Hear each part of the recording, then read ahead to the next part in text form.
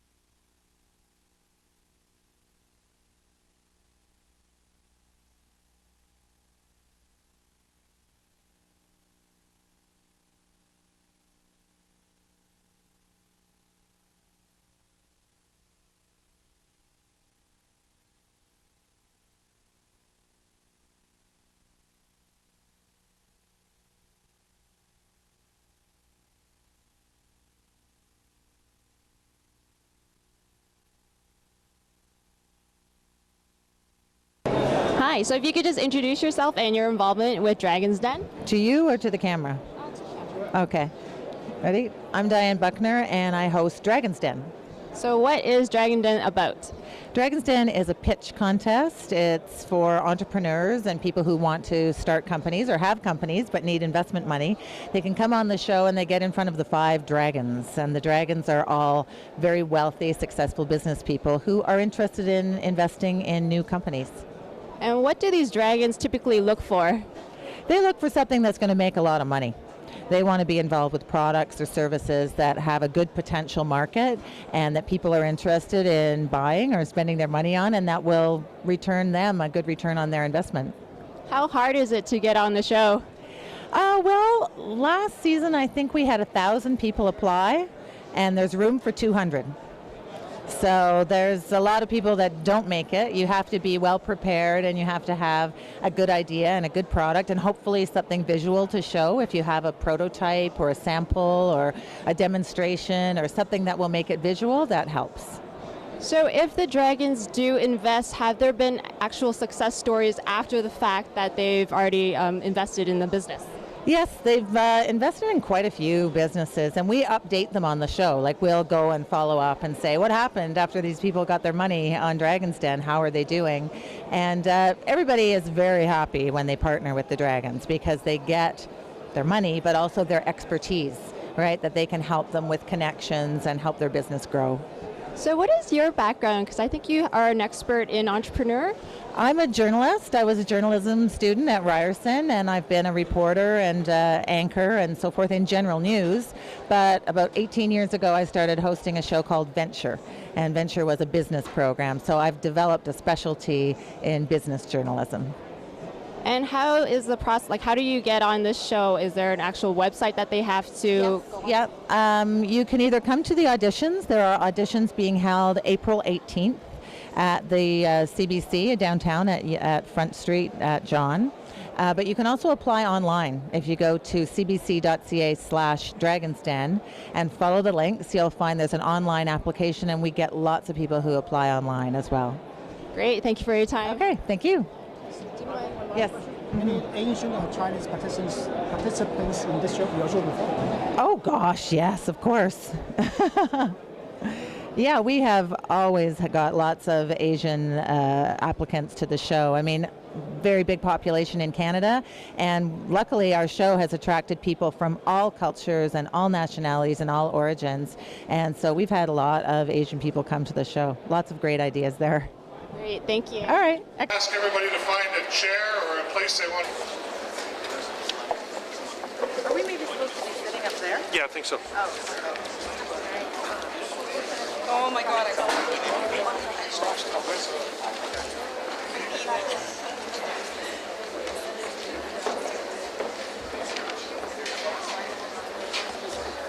The rotunda of our City Hall. My name is Mike Williams. I have the privilege of working with a lot of people here at City Hall. In involved with helping businesses, and we have an operation over there called Enterprise Toronto is one of the areas that I get to work with all some great people that help businesses. It's my pleasure to kick off this evening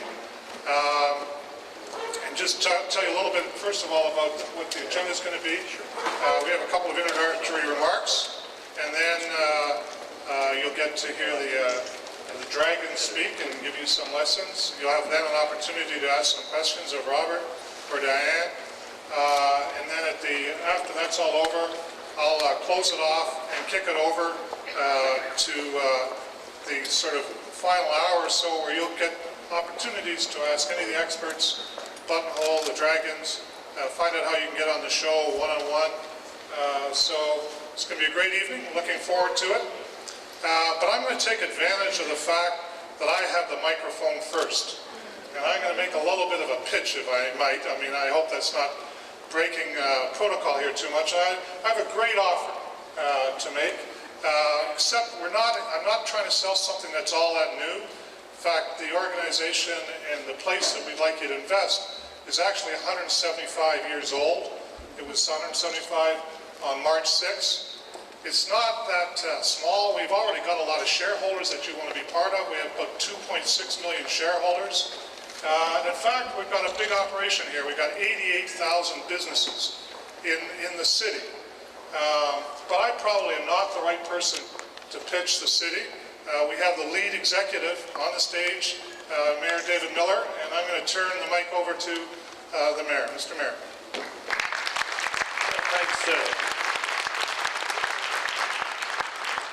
Thanks very much, Michael. Can you hear me? Never had a problem with not being heard. So first of all, this is an extraordinary turnout, and I want to thank all of you for being here tonight at City Hall for this very, very special event. I'm not going to try and pitch Toronto to you because I know that everyone here knows what a great, fantastic city we have. But I do just, before introducing our very special guests, want to say a couple of things about our city as it relates to entrepreneurs and small business, because we are very proud at Toronto City Hall of the role that entrepreneurial small businesses that often grow into large businesses have in the city of Toronto.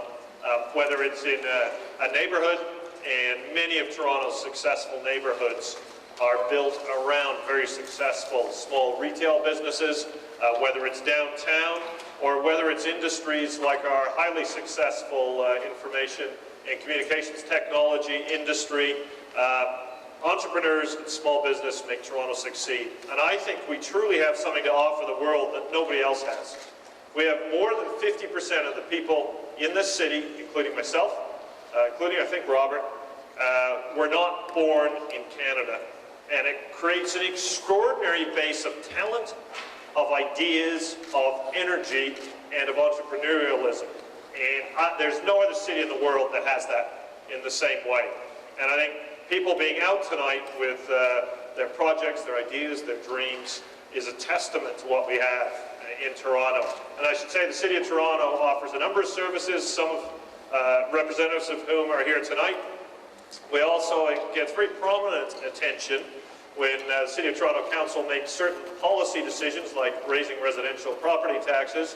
When we do the opposite, it gets less public attention, and you should know we've actually reduced the small business tax rate by 1% this year in order to recognize the challenges that small businesses sometimes face in this city. With us are people from Enterprise Toronto, which is part of Toronto's Economic Development, Culture and Tourism Division, which Mike Williams heads. Business consultations come from Enterprise Toronto Business Advisors. You can get a free 60-minute consultation to review completed business plans. We have seminars and workshops. We have business name registration. We have Resource Center at City Hall, Scarborough, and Northwark Civic Centers. We have BizPal, which is web-based and allows users to create a customized list of every permit and license you might need from any government. You can do it in one place, and we're very, very proud to be a part of that. We have some programs for youth entrepreneurship, and we have new business immigrant assistance, because there are so many newcomers to Toronto who come here with their hopes and dreams and passions. So we're really proud of the City of Toronto to be part of this. What makes me most proud, though, is all of you who came out tonight with your energy, with your visions, and I hope tonight and the future allow you to meet your dreams. So welcome. I was given 30 seconds to give a welcome. I think I've used that up. So it's my great pleasure now to introduce our two very special guests tonight. Diana Buckner, right here, yes.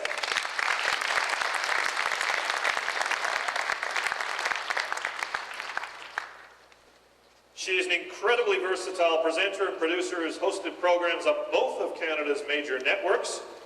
Now that's interesting. I wonder which one isn't major. I think that means CBC and CTV. Sorry, Global. From national newscasts to quirky magazine shows, Dragon's Den is her first experience with a show that can change people's lives. It's extremely suspenseful, says Diane, never knowing whether someone is going to walk out of the den in tears or jumping for joy. She's best known to television viewers as the host of Canada's most popular business program, Venture, which has won countless awards. She's in demand on the speaker circuit around the world, and her interview subjects have ranged from Warren Buffett to Jack Welch to Bernie Ebbers of WorldCom infamy, and we're delighted to have you here tonight. Thanks very much, Diane.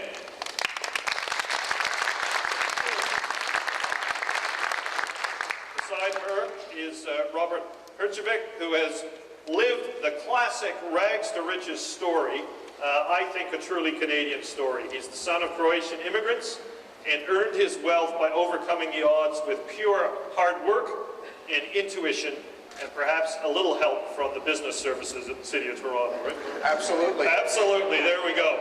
Good. See, he's pitching for us. I like that a lot.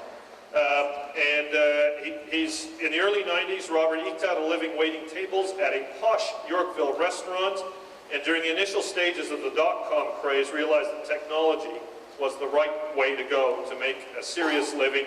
By night, he launched BRAC Systems, which soon became Canada's top provider of internet security software, now worth a reported $100 million. That's a Toronto entrepreneur.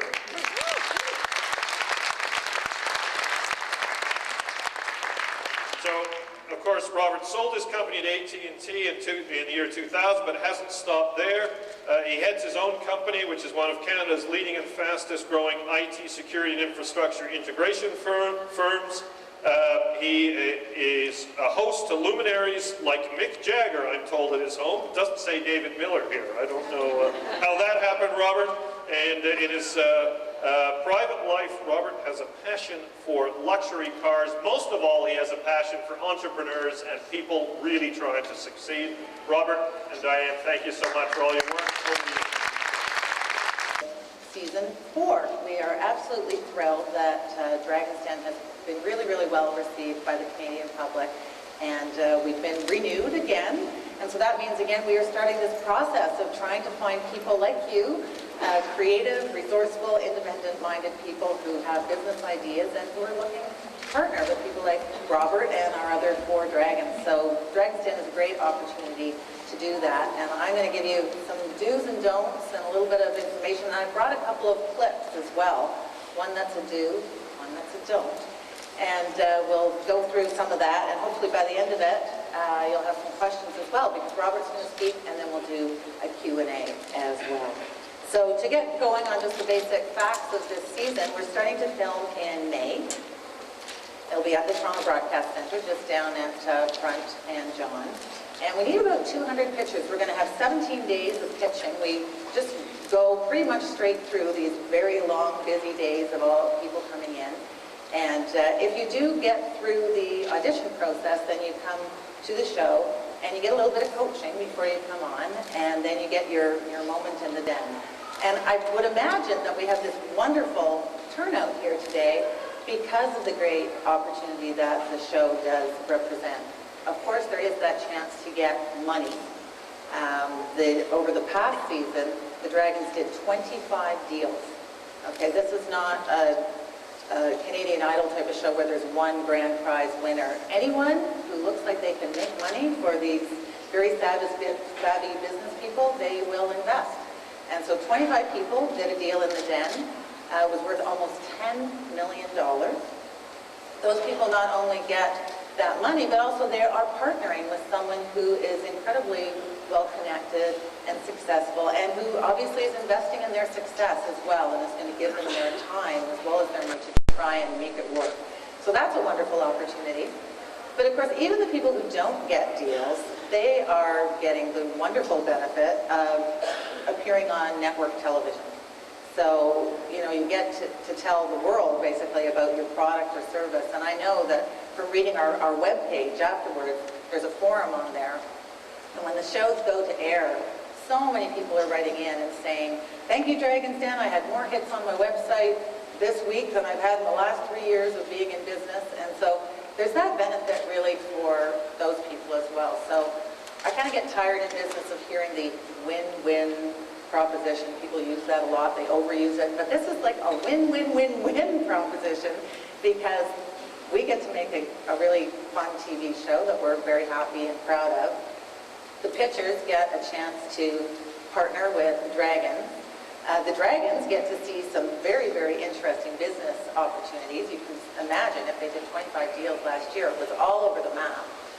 And of course, the communities benefit. I mean, right now, obviously, everyone is concerned about the economy, and there would be no better time than to be trying to kickstart new companies and get those little companies who create jobs and employ people and very often grow into bigger companies.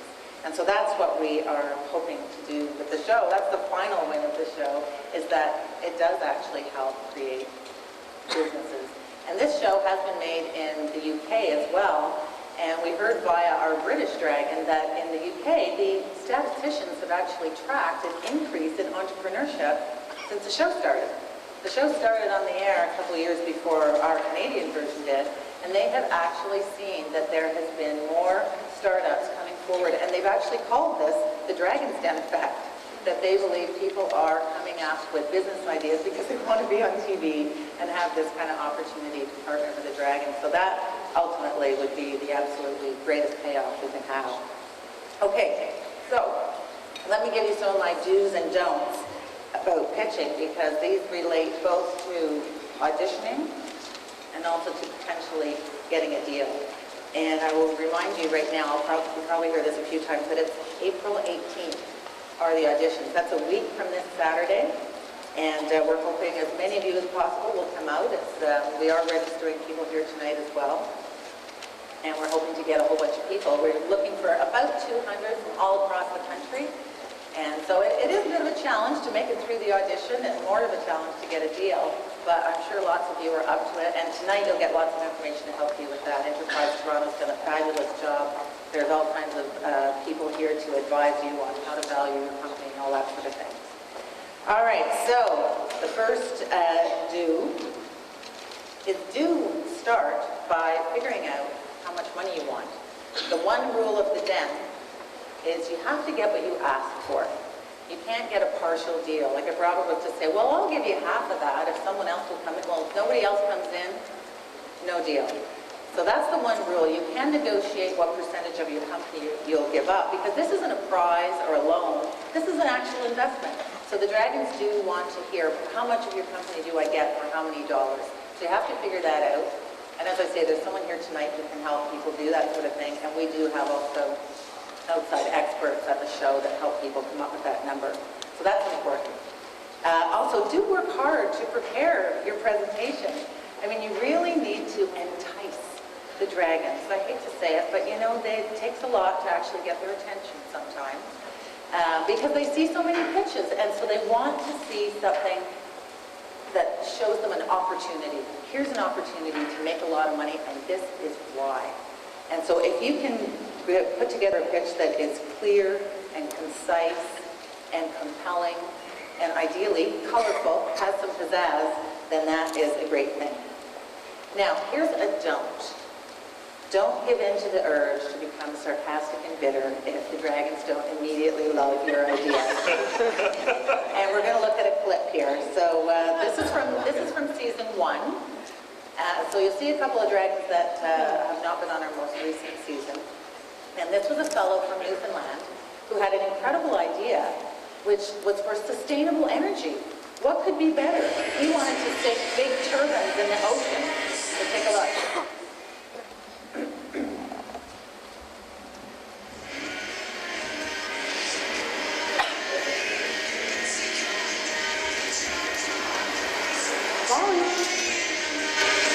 Admit, harness the power of the tide. It's like so green, eco-friendly. It's fabulous. I mean, there was nothing really wrong with the idea. The problem was him. You know, his tone of voice was like, if you don't see immediately what a great idea this is, you are an idiot. You know, and he immediately, as soon as he got a little bit of resistance, became quite hostile and almost belligerent. You know, and as Robert said at the end, I just don't want to be in business with you. So, I mean, this is one of my tips, would be avoid obnoxiosity at all costs. I mean, not everybody is naturally charming and ingratiating and delightful, but, you know, and we've seen quite unusual people as well get a deal, but you have to avoid at least attacking the dragons. That is a definite don't. Now, one thing he did do, and this is on my list to do, is know your numbers. Man, did he know his numbers, eh? Gigawatt here, gigawatt there. I mean, math is not especially sexy.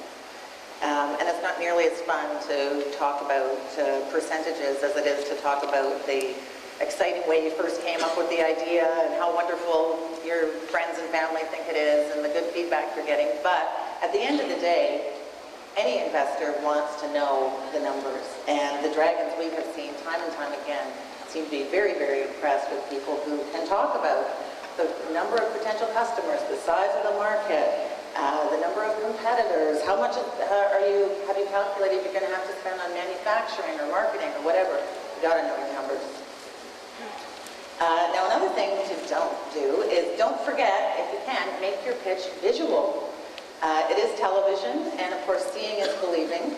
And a lot of the best pitches we've seen, and certainly the ones at the auditions that immediately catch our eye, is if people do have some sort of a prop or a visual aid or a demonstration or anything that's going to make it a little bit more visual. And it helps in the den as well. We've had people bring horses, dogs, models to show their products, like all sorts of different things. That if there is a visual element that you can add or inject or create into your pitch, that's very, very helpful. Now we're going to look at another clip. This woman did have a visual element to her pitch, but she did a lot of other things right. I'll talk about that in a moment. So let's take a quick look at Eastwood show in this clip and why it's become so popular. There's drama not always just between the dragons and the pitchers, but sometimes between the dragons. They're not always on the same team all of the time, and sometimes they are competing for deals, and Arlene did get that one in the end. There was a fair bit of back and forth there because Kevin does have a real background in educational software, and it was a hard call for Catherine to decide who to go with, but she did go with Arlene. But she did obviously a lot of things right. She was very confident. She told a story to start off.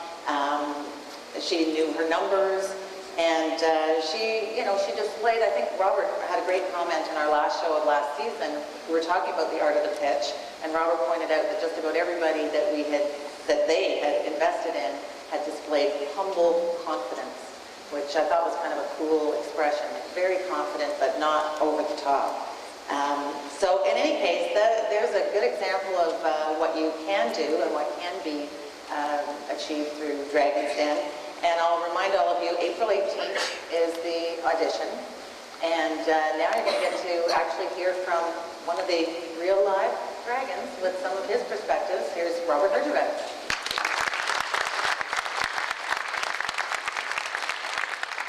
I'm just going to stand here so I don't have my back to anybody. Thanks, Dan.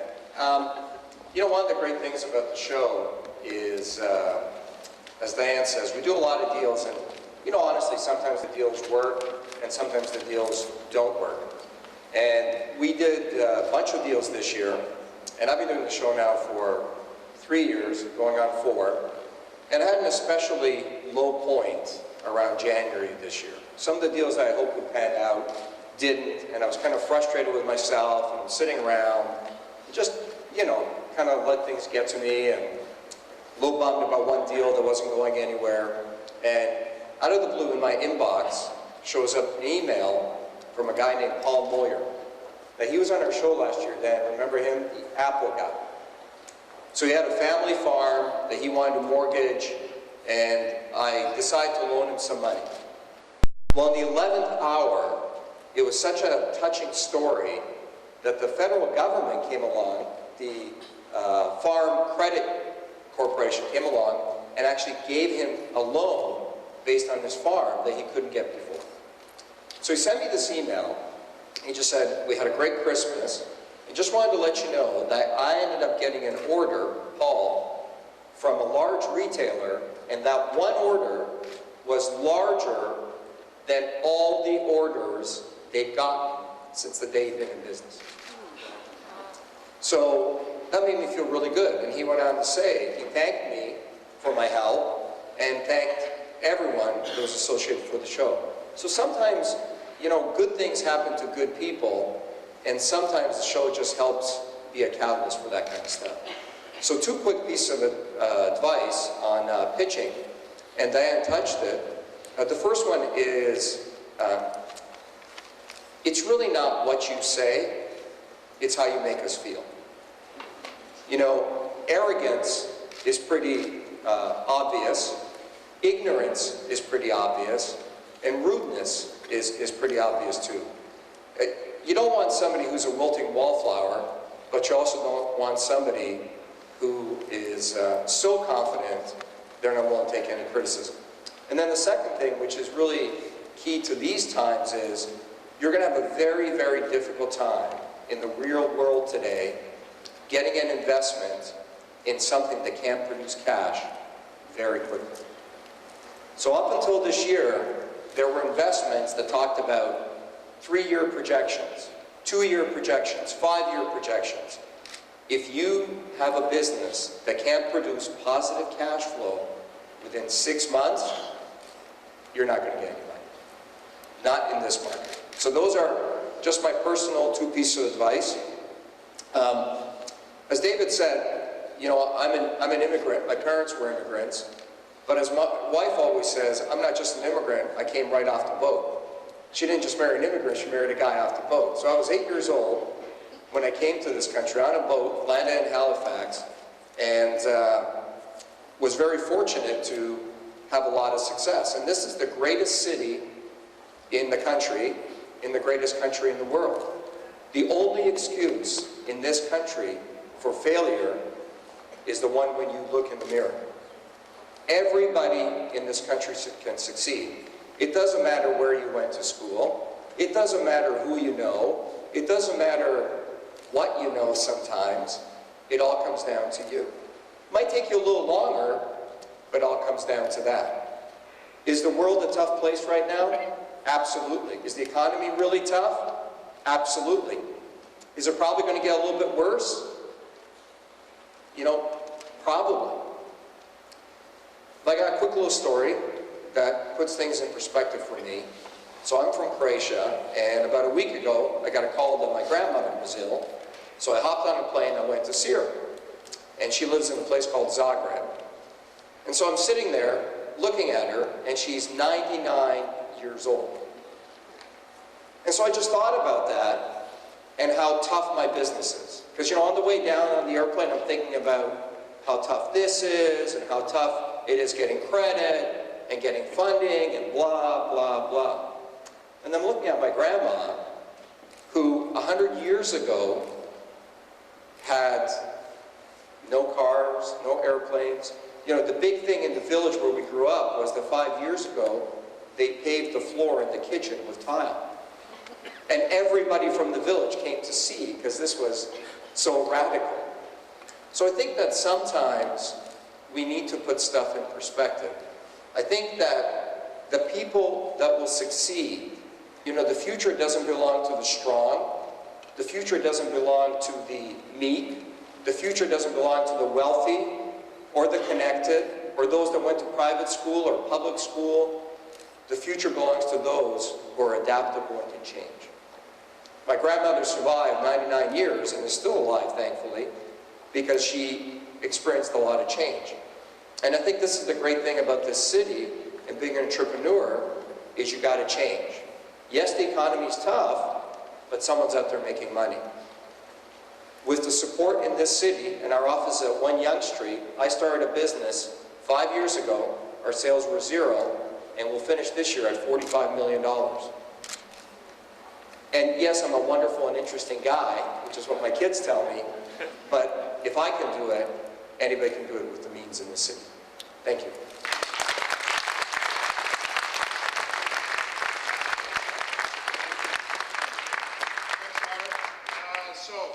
Sales, one people who didn't have sales. So my question is, how important is having sales to getting an audition? Well, everybody who shows up can have an audition. Like, you won't be barred from auditioning if you don't have I sales. did go to the audition. Yes. I'm sorry, I did go to the audition, and there were 2 lines. So everybody got kind of a video audition, but there were 2 lines with sales, without sales. So the question is, how important is having pre-sales of your product to getting onto the show? It's very important. So those people who don't have pre-sales of their product, less likely to get into the den, am I correct? It depends on a lot of factors. Well, I think you got to look at that from 2 perspectives. So first of all, the people that you're auditioning for when you're standing in that line aren't the dragons. These are people that work at CBC. And with all due respect, if they really knew what was a great idea, they wouldn't be working at CBC. So they're not sitting there looking at you and saying, if I give this guy $100 grand, am I going to make $1 million? They're looking at you and saying, is it real, and is it going to be good on TV? So you got to cater your pitch to that. When you get in front of us and you don't have any sales, yeah, that's really bad. But don't forget, we have people that come up to us, sometimes the people that work there, they come up and they say, oh my God, I can't tell you anything, but the next pitch, oh my God, it's the best thing I've ever seen.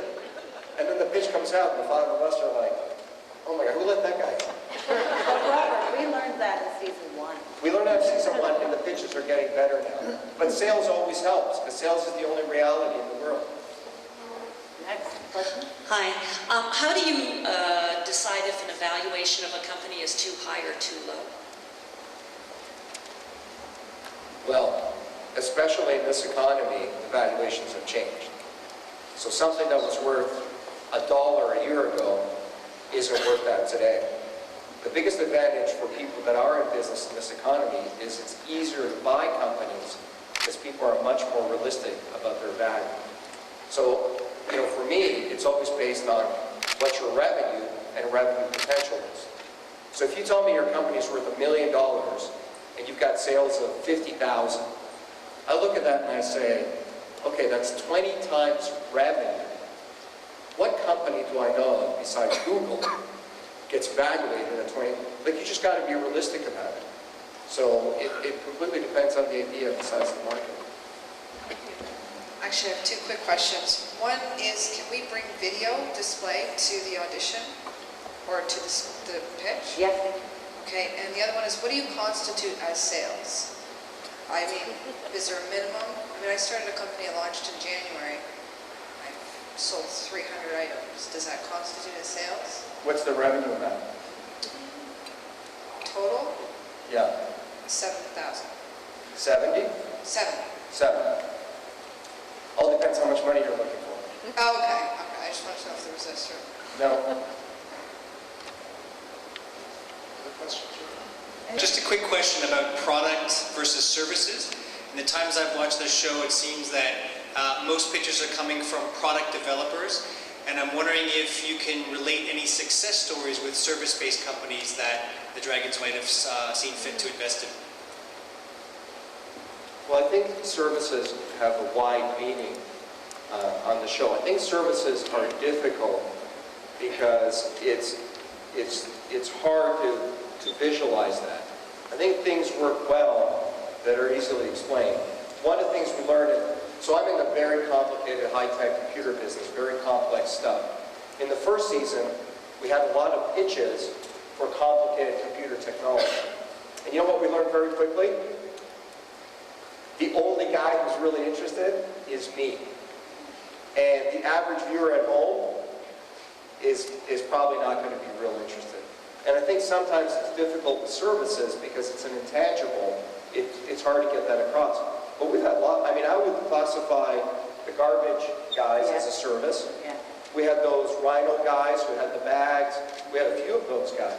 I mean, that's really not a product. It's a service. They're hauling away garbage. So it works, but you need tangible stuff to back it up. Yeah, go ahead. Oh, hello. At the risk of shameless self-promotion, my company is a builder of a solar-powered boat. And what I am interested in is finding out what is the, in the sort of green economy that everybody keeps talking about, what is the potential for finding investors for a product such as mine, a solar-powered boat? And is there sort of a premium in terms of, is there an advantage towards myself for being in a green industry? So the biggest mistake we find with people who are in the green business, if you will, is they forget the business part. They talk about the green, they talk about how it's good for the environment, they talk about how it benefits everything else, but then they don't talk about sales. So it's wonderful that you have a solar powered boat, that's great, and I'd love to learn more about it, but then I'd want to know, okay, you're really in the boating business. Tell me about the boating business. This is the worst time in the history of mankind to be in the boating business. So tell me why you're going to sell your boat in this economy. Forget the fact that it's green. Just why are you going to sell your boat? But green ideas are good because that's a very fast-growing market right now. But, and it's also true, though, that even the ecopreneur experts talk about the role of the market, right? It's what will people pay for. And I remember years ago doing an interview with a guy at Energy Probe, and he was all about the money. And I was surprised. I thought he was going to be, you know, the stereotypical, the tree hugger profile, but he was like, no, at the end of the day, people are only going to go for this green stuff if it makes sense economically, and I think the Dragons feel the same way. So I have two questions. One is, in the deals that you actually do that kind of have failed, maybe can you give some insight of why those have failed after the deal was done? Is it lack of capital, lack of proper knowledge on the entrepreneur, anything else that you can share? And from somebody who has a product, footwear for example, that's already a very saturated market, what would be something that you'd be looking for that stands out in general for somebody proposing a startup or an existing business in one of those areas? Thanks. So two things. The first part of the question, why don't the deals work sometimes? Well, it's never lack of capital. It's always that it's a bad business when you peel away the layers. You know, good money thrown at a bad business doesn't equate to a good business. In fact, a good business with no money will still succeed regardless of lack of capital. The second part of the question is, that's not my job, that's your job. So it's a valid question. I don't mean to put you down anyway, but really, you've got to have that answer. What I like about the way you asked your question is you asked the question that I would be thinking. The people that are most successful with pitches tend to answer the questions that I'm going to ask anyway. Like if you're about to sell footwear and it's a completely saturated market, don't go to the audition thinking, God, I hope nobody asks me about the saturation of the market. Because I am. I'm going to go, well, isn't there like 100 million people already making footwear? You better have an answer. So. Sometimes deals have fallen through not on the Dragons' wishes, but because the people have said, hey, guess what? Now that I've been on the show, I've got so much business, I don't want to do that deal anymore. So that has happened at times as well. We had a guy come on that said, you know, I got to be honest with you, I'm doing so great after the show, I don't really want the money anymore. So. Hi, Robert. We're a software entrepreneur like yourself, and we've got a fairly mature product. We've been around for 5 years, and the next step for us is how do we get in front of the big clients? We've got a lot of good feedback in the market, and I'm just wondering what type of things you did to get in front of those big name clients to help you get to the next level. So when you got in front of them today, what did they say?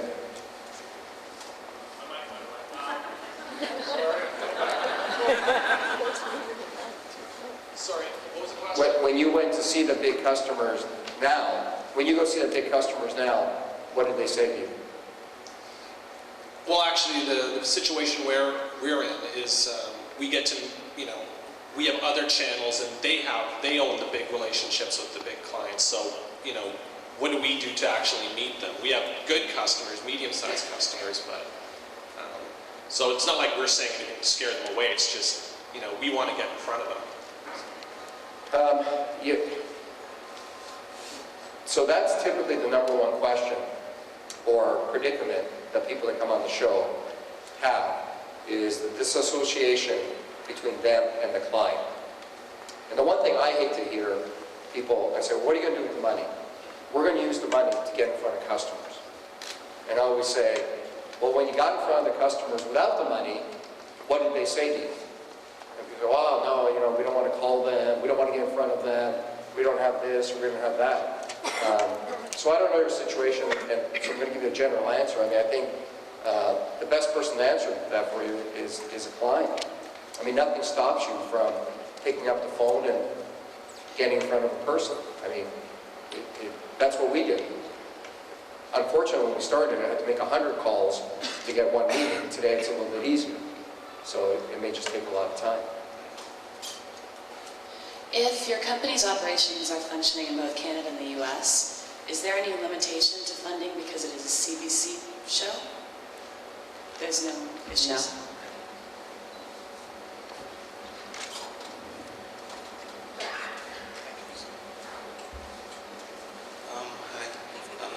Can I ask you, are you interested in investing to international business project as big as Google?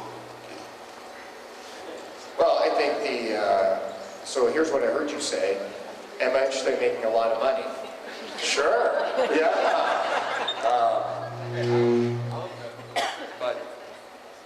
Sure, I mean, that's a general question.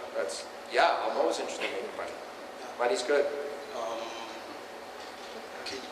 Can you invest up to $100 million for international business advertising project? Well, I got to be honest with you. If I gave you $100 million, I'd have to get help from a couple of other dragons. I have that money, though. But it better be worth that kind of money. Because as Canadian, because I wonder how come everything belong to US, like Google.com, YouTube, Facebook. I don't think that's true at all. Where does RIM belong? Where does the greatest handheld device ever invented by mankind belong? In Waterloo. I think, absolutely. So no, I don't think that, you know what? I go to the States all the time, and people always say that to me. They say, all the greatest things were invented in the States. And I say, that's not true. Canadians invented basketball. That's not a good thing. And Tim Hortons. And listen, we got to audition. Yes, come April 18th, CBC, get into the den. My question is, along with the money, speaking maybe for yourself and some knowledge you have the other Dragons experience with their investments, how much mentoring, how much time and handholding do you guys actually provide as well? That's a great question, and that's, it really depends. Some of the Dragons are retired and are looking for stuff to do with their spare time. That's not me. I have a lot of stuff going on, and it also depends on the idea, right? I think when you're genuinely interested in something and people are good, you want to help them. So I got to tell you, I spent more time with the Apple guy from last year's show than I've probably spent on anyone else in the total of the 3 years. And really, I never thought I'd make a lot of money. I just felt the guy was a really good guy. And the only thing holding him back was just a little bit of direction. So. Hi. Hi. Don't you consider it a bit risky because of the fact so many people come to the show and tell you these great ideas and you invest in them. The next day someone with a big potential and marketing power can steal the idea and tomorrow go ahead and produce and manufacture whatever the product is pitched to you, and you invest in it, and then isn't it risky? You're not afraid you would lose it? So two parts to that question. We've had people come on the show and tell us about an idea, and I thought it was the only thing that ever been invented like that. And then a week later, I'll be walking through a mall, and I'll see the same food product for sale. So that I worry about. I worry when somebody tells me, I'm the only one out there doing this. And I think, that's great. And then I find out somebody's already doing it. But in terms of, that's the one piece of advice, is people are always worried about, I don't want to tell you about my idea because somebody could rip it off. It's not about inventing the next great mousetrap. People have the impression that to make a lot of money, you have to invent something great, and then the world is going to beat a path to your door. I got to tell you, I don't think that's true. I think that the people who make a lot of money perfect something and execute on something that's already out there. Right? Well, and also I've heard the Dragons talk about, how much further ahead people are. You can't just instantly the next day rip off some idea you saw on TV the night before. There's been all kinds of arrangement made and relationships and things to be developed and all the rest of it. So, I've heard you guys talk about, it's going to take a while before someone can catch you, and here's this window of opportunity we have to make money before, because somebody is going to knock it off eventually, but it's going to take them some time. When when IBM came out with the PC, they invited 4 software developers to pitch them an operating system. No NDA, nothing. One of the companies didn't come because they were afraid IBM was going to knock them off. 2 came and asked for $50,000 or $70,000 for the rights. A guy named Bill Gates came and said, you can have my software for free. I don't remember the other 3 guys, and I'd have a hard time remembering them, but I'm pretty sure I know who Bill Gates is. So it's all about execution. If your idea is so hairline that simply by somebody else knowing about it, you're going to lose out, or your barrier to entry is really low. Are there any types of businesses that you wouldn't invest in?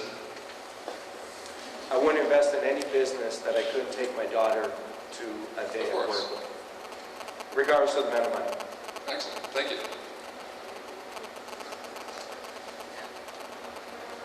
So we'll take how many more questions? 3 more questions, is that okay? Sure. Great. So one was here. Question on that, what you ask for is what you get. Can you please clarify that? As I understand, I'm saying I would like $100,000 for 20% of my company. The 20% is what is negotiable, but the 100 is not? Yeah, that's the one rule of the game that exists, is that you can't negotiate on the dollar figure you've asked for. And when you watch the show, you see a lot of the times the only negotiation is about how much of the company they're going to give up, right? There was a great pitch this year, the kid with the bike, Uno. It was a battery-powered, like unicycle, very, very cool invention. And he wanted, I forget, $500,000 for 15%. The Dragons offered that dollar figure, but for 30%, and they ended up settling at 20%. So there was a negotiation there, but it was only about basically how many shares he was going to get in the company. What about the request for funding for loans in addition to equity position? So it's not really the Dragons Bank, it's the Dragons.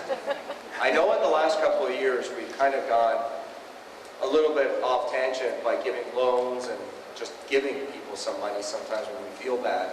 But that doesn't happen often. No, that doesn't happen often. Don't get your hopes up. That's not the premise of the show.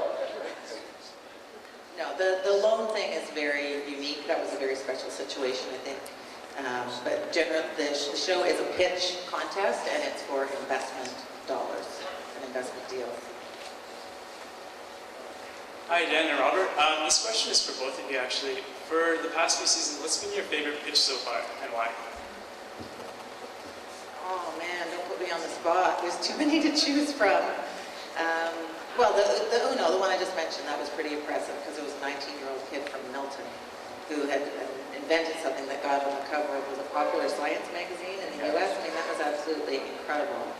But I also loved the barbecue sauce guy because he had barbecue sauce and he got a deal. Like, it was a great testament to how just a person who really knows their market and their product can impress the Dragons. So There's many. There was a very funny one from season 1. It was called Bikini Weenie. And that was a girl in a bikini who had a hot dog vending stand that she wanted to franchise. And what can I say? It was very cute. Anyway, there are many. Like, there's so many deals have been, and pitches have been fantastic. It's hard to even pick one. I just picked 3. What about you? I think for me it was the Apple guy. I just think that what that show did for him was really, just made me feel really good. I mean, just made me feel very positive. And, you know, I'm the nice guy on the show most times. And I just think that that's why the show is great. The show is great because it helps people with money and just with some fame. You didn't love the pitch where the guy looked like he was cutting off your head in his magic show? That was a bad Is that one where you were jumping on the bed, or the one where you're on the roller skates, or jumping on that trampoline? They're all good. Yeah. Robert has a lot of fun on the show, that's for sure. Hi, Robert. I had a question regarding how much amount of the money as far as the equity possible to ask. If it's asked for example, 2 million, 4 million, or 10 million, is there any limit for that or no? I can say something about that. I mean, when I said we have people who give advice before you pitch, generally part of the advice is don't ask for more than $1 million. I mean, that's the most that the Dragons have ever spent. And I mean, we can't tell you what to ask. It is your company. And there have been people who've come on and said, I want $10 million, and they didn't get a deal. So, I mean, no, there isn't really a limit, but if you want to be realistic and you want to really have a shot at maybe getting an investment deal and partnering with someone like Robert, then you know, I don't think it's really the forum. It is a television show. It is legit. I mean, these are real business people with their own real money that they are spending, and real deals get done. But if you want to have a shot at it, the type of forum it is not to be asking for massive amounts of money. So you look at in this economy, in the current stock market, public great companies are trading at 7 to 9 to 10 times earnings. So if you're asking for $1 million or $4 million, you better have a really good reason, because there's companies I can put my money into right now that are trading at that amount in the current economy, and there's very little risk on that. Well, thank you very much for the terrific questions. I think we owe our 2 guests a huge round of applause.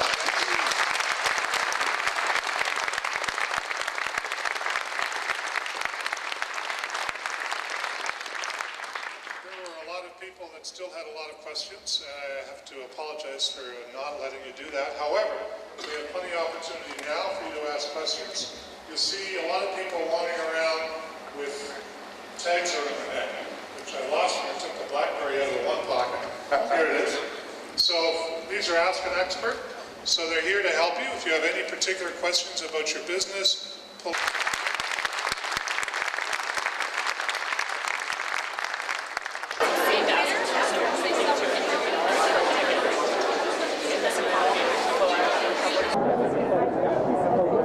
Hi, my name is Susan. Sorry, can I do that again? Hi, my name is Susan Ho. I make... Oh. Feel easy, yeah. I know. Hi, my name is Susan Ho, and my company is Tiora.com, and we make shortbread cookies with tea in them. So, are you a food specialist? Why you go into cooking business? I love cooking, and I love tea, so I decided to make a cookie with tea in them. It's your own invention. So what about the formulas? You create your own formula? The formula, yes. We made our own recipe, and we've added the tea into a shortbread recipe for this cookie. What kind of tea? Oolong, green tea? We have a matcha green tea, chocolate mint, Earl Grey, rooibos chai, and lavender currant. So we have 5 different flavors.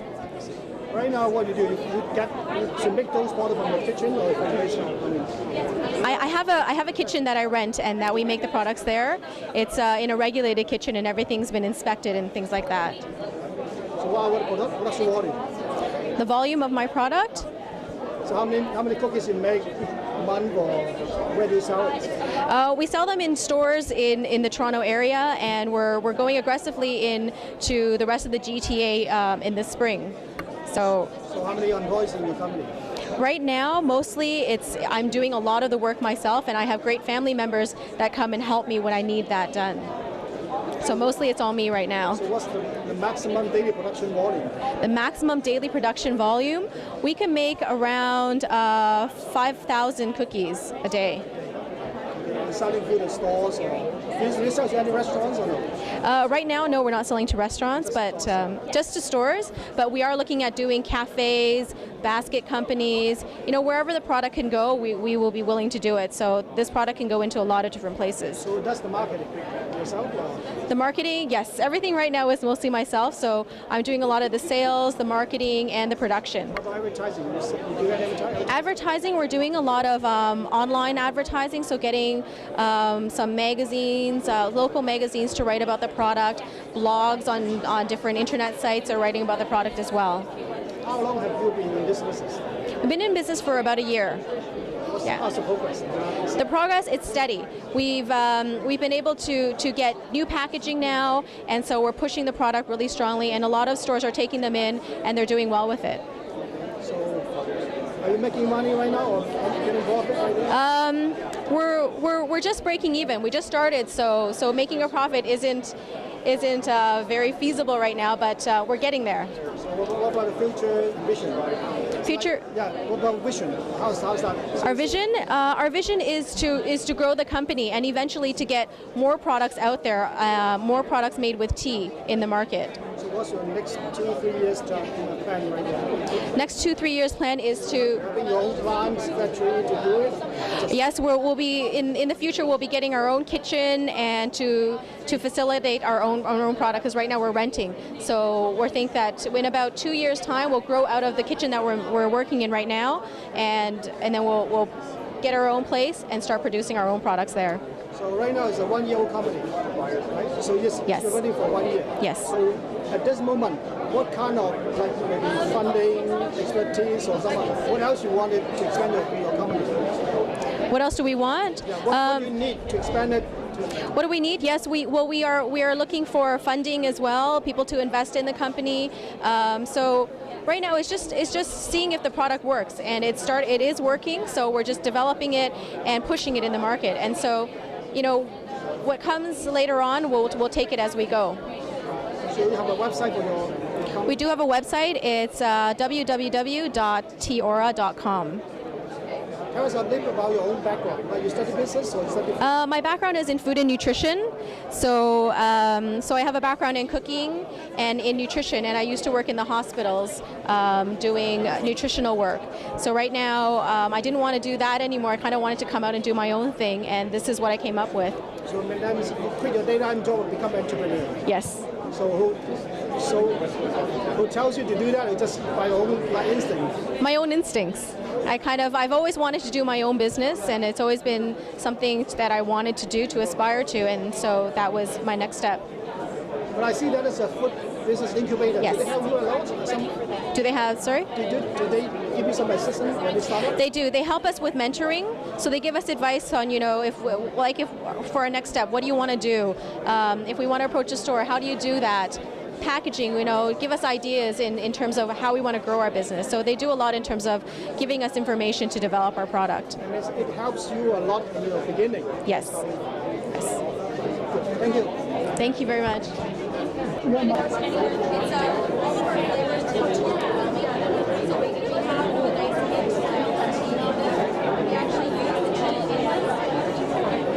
What's your name and your business?